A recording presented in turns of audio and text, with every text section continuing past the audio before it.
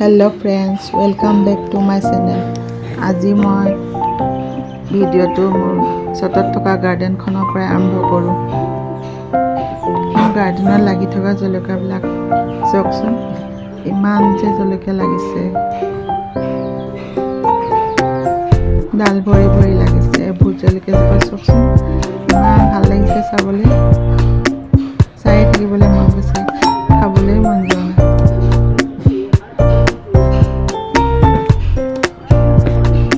মোৰ তিনজোপা জলকীয়া গছ আছে, ভোট জলকীয়া গোটেই গছতে লাগি আছে।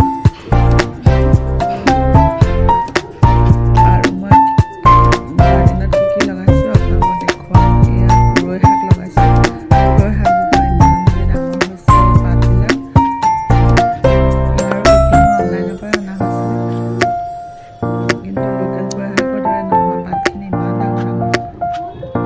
আৰু এয়া জিকা কেৰেলা সকলোবোৰ লগাই দিছোঁ। ওপৰলৈ বগাই গৈছে।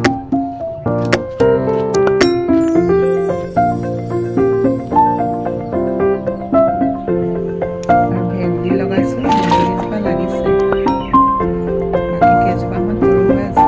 10-12জোপামান লগাই দিছোঁ।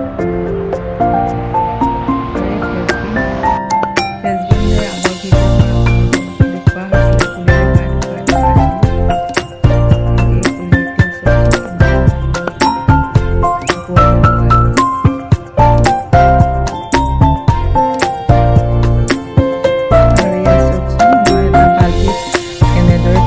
জলকীয়া লগাইছোঁ। ইয়াৰো ভিডিঅ' আপোনালোকক দেখুওৱা হৈছিল। আপোনালোকে যদি চোৱা নাই চাৰ্চ কৰি চাব পাৰে।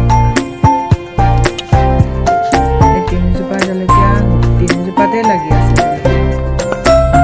মই এক্সপিৰিয়েঞ্চ কৰি চাইছিলোঁ, ইয়াৰ ৰিজাল্ট দেখোন ভালেই হৈছে। ফ্ৰেণ্ডছ, আপোনালোকেও এনেদৰে লগাই চাবচোন।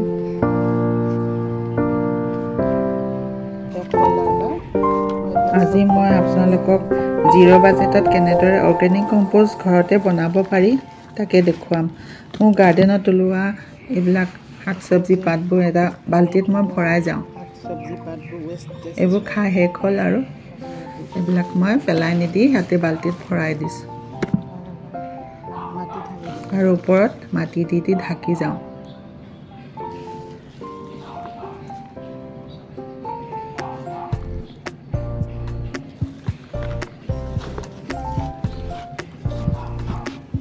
মাটি দিলে মানে আৰু সোনকালে কম্পোষ্ট বনে, সেইবাবে মাটি দিব লাগে।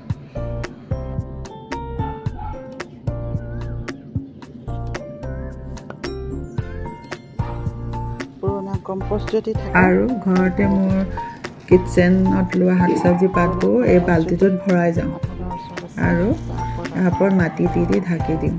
তৰপ তৰপকৈ এনেকৈ মই মাটি দি দি ঢাকি যাওঁ।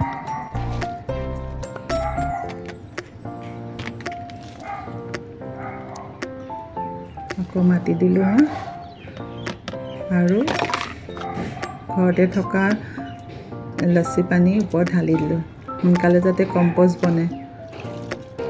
এনেদৰে এমাহমান ঢাকি ৰাখি থৈ দিওঁ আৰু এনেদৰে মই ঘৰতে কম্পোষ্ট উলিয়াওঁ। আৰু শেষত মই আপোনালোকক মোৰ গ্ৰাউণ্ডত ফুলি থকা ফুল কেইজোপামান আপোনালোকক দেখুৱাওঁ।